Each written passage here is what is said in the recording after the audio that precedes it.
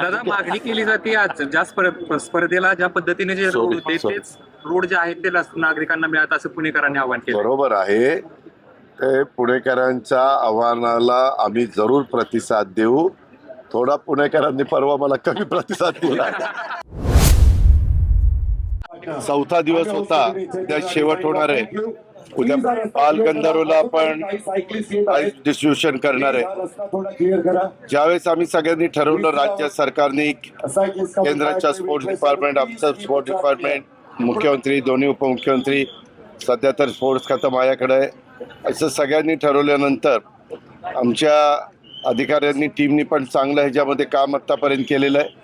त्याच्यामध्ये विशेषतः जिल्हाधिकारी असतील, बाकीचं पोलीस डिपार्टमेंट असेल, सगळेच डिपार्टमेंट असतील. आणि विशेष म्हणजे प्रचंड मोठा प्रतिसाद हा पुणे जिल्ह्यातल्या तमाम नागरिकांनी दिला, दोन्ही शहरातल्या नागरिकांनी दिला, पुणे आणि पिंपरी चिंचवड.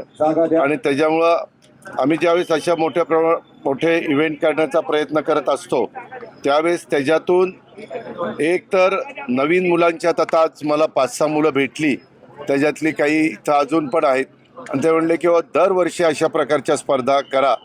आम्हाला पण वाटतं की आम्ही पण त्या स्पर्धेमध्ये उतरावं आणि स्पोर्ट्समन स्पिरिट वाढतं. आज 40 देशातले खेळाडू येतात, ते सहभागी होतात, त्याच्यातनं संपूर्ण जगाला साधारण आपण स्पर्धा भरवतो ते सगळे माहिती कळते, रोड्स कळतात, आपलं इथलं इन्फ्रास्ट्रक्चर कळतं, आपल्या इथं टुरिस्ट लोक ह्या निमित्तानं वाढवू शकतात, कारण ते बघतात की बाबा इथं इतकं चांगल्या पद्धतीनं सगळ्या गोष्टी आहेत, तर चला आपण तिथं पाहायला जावं.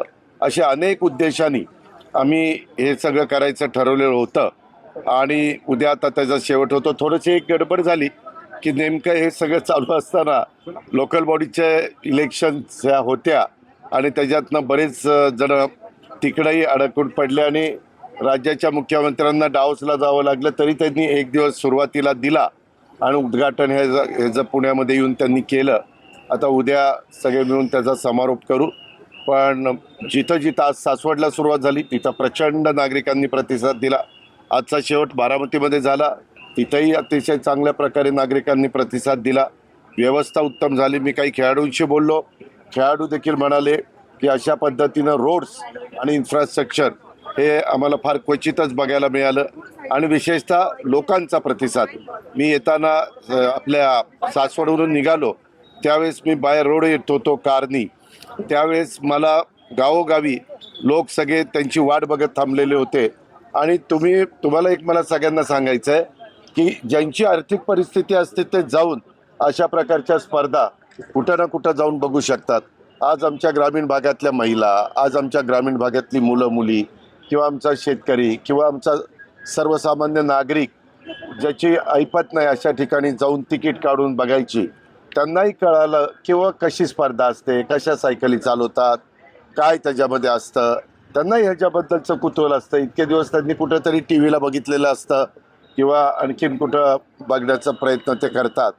पण ह्याच्यातून एक क्रीडामय वातावरण सगळ्या परिसरामध्ये होऊन जातं आणि त्याच उद्देशाने सर्वांनी त्याच्यात सहभाग घेतला. स्पॉन्सरशिप चांगल्या मिळाल्या. बजाज असेल किंवा सिरम असेल किंवा पंचशील असेल, अशा बऱ्याच मला म्हणजे आपल्या रुबी हॉस्पिटलनी पण सगळी हे जी प्राथमिक उपचाराची व्यवस्था त्यांनी केलेली होती. पोलीस बंदोबस्त खूप चांगला होता. होमगार्ड्सनी मदत मोठ्या प्रमाणावर पोलीस खात्याने घेतलेली होती. आणि विशेषतः नागरिकांनी, लोकांनी शिस्त पाळली. लोकांना सांगितलं जात होतं आता हे जाणार आहे, तिथं कुणी आतमध्ये यायचं नाही, आणि लोकांनी फार चांगल्या प्रकारे शिस्त पाळली. म्हणजे आपला पण इथला नागरिक, त्याला जर आपण विश्वासात घेतलं तर तो प्रतिसाद पण देतो आणि शिस्त पण पाळतो. आणि जे काही आपण ही स्पर्धा भरवलेली होती त्या स्पर्धेमध्ये सगळ्यांनी ती आपली स्पर्धा मानून सहभाग दाखवला. त्याच्यातून रोड्स पण अनेक चांगले झाले, अशा काहीच गोष्टी झाल्या. दादा मागणी केली जाते आज ज्या स्पर्धेला ज्या पद्धतीने जे रोड होते तेच रोड जे आहेत ते नागरिकांना मिळत असं पुणेकरांनी आवाहन केलं. बरोबर आहे. ते पुणेकरांच्या आव्हानाला आम्ही जरूर प्रतिसाद देऊ. थोडा पुणेकरांनी परवा मला कमी प्रतिसाद दिला, परंतु त्याचा गमतीचा भाग जाऊ द्या. शेवटी लोक म्हणजे मतदार राजा जे काही ठरवतो ते आपण मानायचं असतं. पण मी जिल्हाधिकाऱ्यांशी पण बोललो.